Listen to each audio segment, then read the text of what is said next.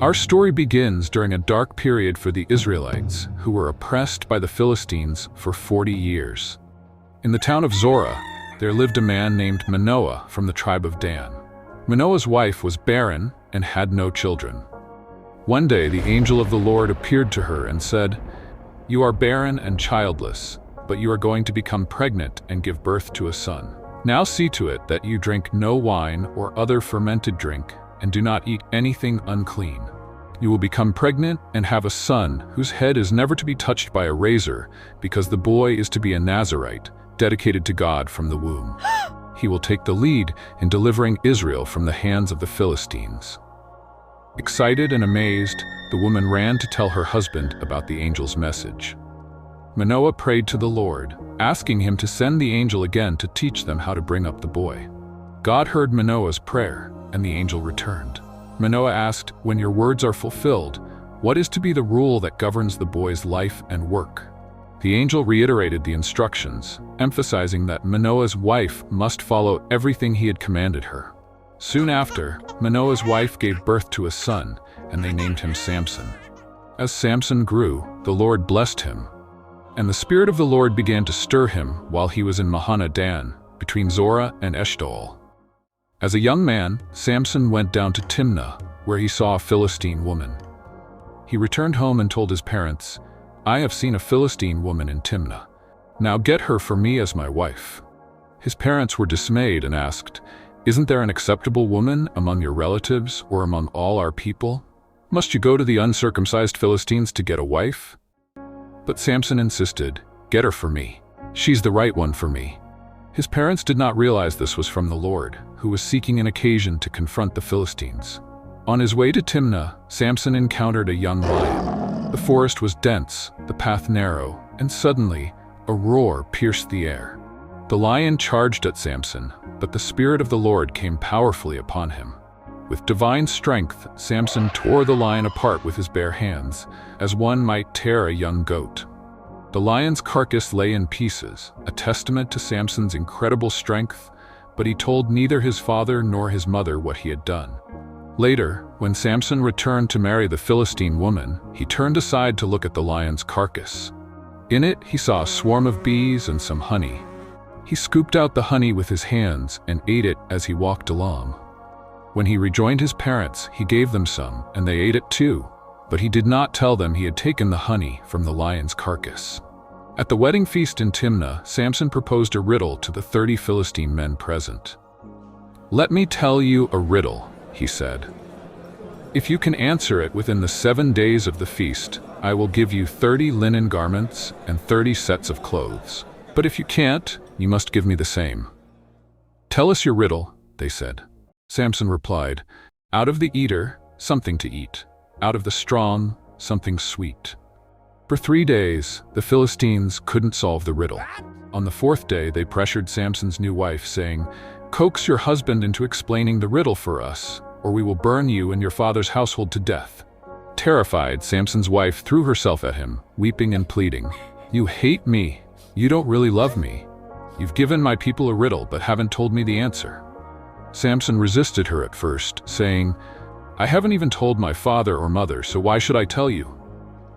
But she continued to cry and press him every day of the feast until, on the 7th day, he finally gave in and revealed the answer. She immediately told the Philistines. Before sunset on the 7th day, the men of the town said to Samson, "What is sweeter than honey? What is stronger than a lion?" Samson replied angrily, "If you had not plowed with my heifer, you would not have solved my riddle." Burning with anger, Samson went down to Ashkelon, struck down 30 men, stripped them of their belongings, and gave their clothes to those who had solved the riddle. Still furious, he returned to his father's home, leaving his wife behind. In his absence, Samson's wife was given to one of his companions who had attended him at the feast. Later, during the wheat harvest, Samson returned with a young goat as a gift, intending to visit his wife. But her father stopped him, saying, "I was sure you hated her, so I gave her to your companion. Isn't her younger sister more attractive? Take her instead." Enraged, Samson declared, "This time, I have a right to get even with the Philistines." Samson went out and caught 300 foxes. he tied them tail to tail in pairs and fastened a torch to every pair of tails. Lighting the torches, he released the foxes into the Philistines' standing grain, burning their shocks, grain, vineyards, and olive groves.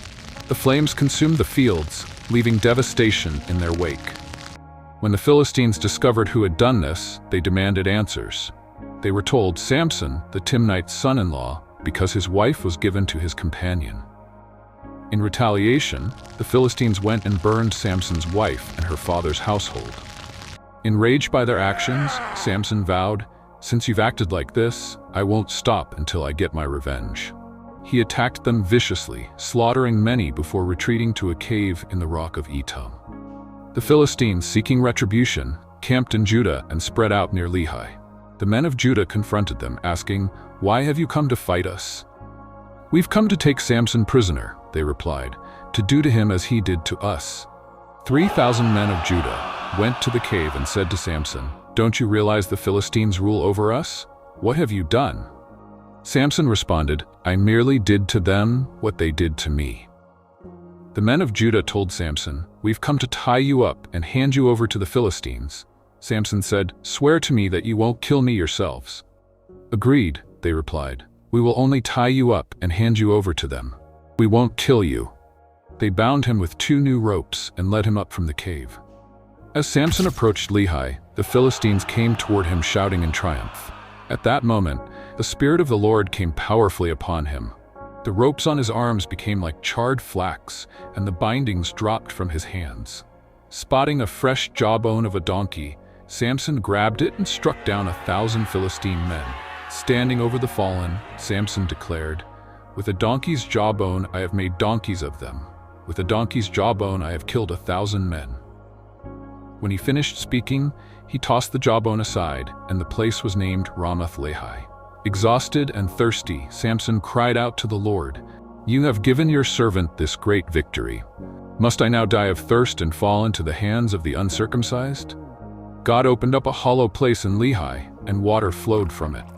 Samson drank, his strength returned, and he was revived. Sometime later, Samson went to Gaza, where he saw a prostitute and spent the night with her. The people of Gaza heard that Samson was there, so they surrounded the place and lay in wait for him all night at the city gate. They made no move during the night, saying, "At dawn, we'll kill him." But Samson lay there only until midnight. Then he got up, took hold of the doors of the city gate, along with the 2 posts, and tore them loose, bar and all. He lifted them to his shoulders and carried them to the top of the hill that faces Hebron. This incredible display of strength amazed the Philistines. Sometime later, Samson fell in love with a woman named Delilah, who lived in the valley of Sorek. The rulers of the Philistines went to her and said, "See if you can lure him into showing you the secret of his great strength and how we can overpower him. Each one of us will give you 100 shekels of silver." Delilah asked Samson, "Tell me the secret of your great strength and how you can be tied up and subdued." Samson answered her, "If anyone ties me with 7 fresh bowstrings that have not been dried, I'll become as weak as any other man." So the rulers of the Philistines brought her 7 fresh bowstrings that had not been dried, and she tied him with them. With men hidden in the room, she called to him, "Samson, the Philistines are upon you." But Samson snapped the bowstrings as easily as a piece of string snaps when it comes close to a flame. Delilah was frustrated. "You have made a fool of me. You lied to me. Come now, tell me how you can be tied." He replied, "If you weave the 7 braids of my head into the fabric on the loom and tighten it with a pin, I'll become as weak as any other man." So, while he was sleeping, Delilah took the 7 braids of his head and wove them into the fabric. She tightened it with a pin. Then she called, "Samson, the Philistines are upon you." He awoke from his sleep and pulled up the pin and the loom with the fabric. Delilah was persistent. "How can you say you love me when you won't confide in me? This is the 3rd time you have made a fool of me, and you haven't told me the secret of your great strength." With such nagging, she prodded him day after day until he was sick to death of it. Finally, Samson told her everything. "No razor has ever been used on my head," he said, "because I have been a Nazirite dedicated to God from my mother's womb. If my head were shaved, my strength would leave me, and I would become as weak as any other man." When Delilah saw that he had told her everything, she sent word to the rulers of the Philistines, saying, "Come back once more. He has told me everything." So the rulers of the Philistines returned with the silver in their hands. After putting him to sleep on her lap, she called for someone to shave off the 7 braids of his hair, and so began to subdue him. His strength left him. Then she called, "Samson, the Philistines are upon you." He awoke from his sleep and thought, "I'll go out as before and shake myself free." But he did not know that the Lord had left him.